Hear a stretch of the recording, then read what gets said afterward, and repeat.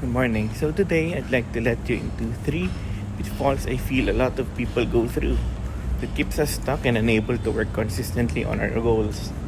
Number one, wishing good outcomes but not wanting the effort required to achieve them.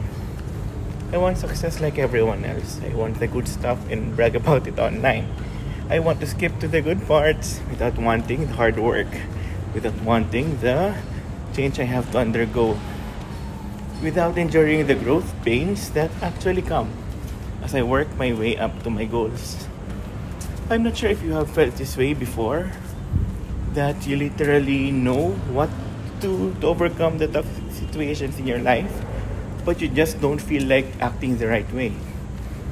These days, that slacking off in bed feels like more the natural thing to do than pushing myself to get out of bed and do these morning walks that are actually more beneficial to my physical and mental health. I also noticed that giving up the power to decide to avoid conflict with a dominant force is a good escape I default to. Obliging to people's command and fancies is easier. Procrastinating feels easier, or being subjected to do things takes the weight out of accountability.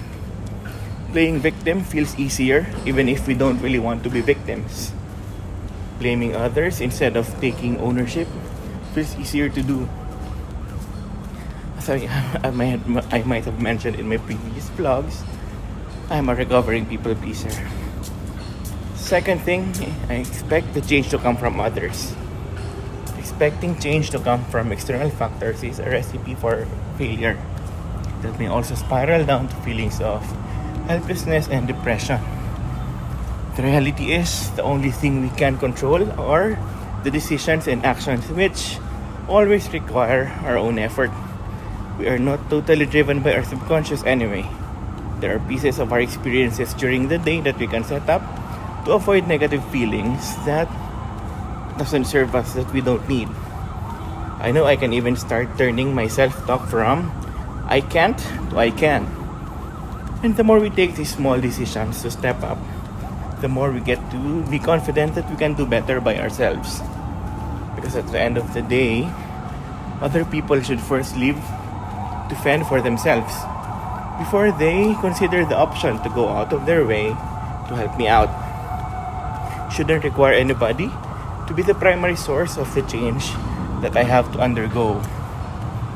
I may not be responsible for unfortunate things in the past that happened in my past, but I am totally responsible for the outcomes of my micro and macro decisions thereafter.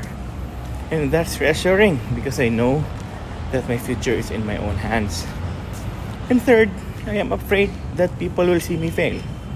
I am okay with failing, essentially. I know that is an important data stream to figure out what to stop doing, continue doing, or start doing to get the results that I need to reach my goals. But the thought of failing in front of other people I know really dragged me down. Nonetheless, no one will build the ladders to success that I need, that I so desire, but me. As long as I learn and grow from my setbacks, I should be okay with failing. I used to think that maturity naturally comes with age, but I later realized that that's not always the case, and there's no shortcut to maturity. Maturity only comes after we build on our previous failures, using the lessons we learned in the past to take ourselves to greater heights. I hope you found this vlog useful, and I hope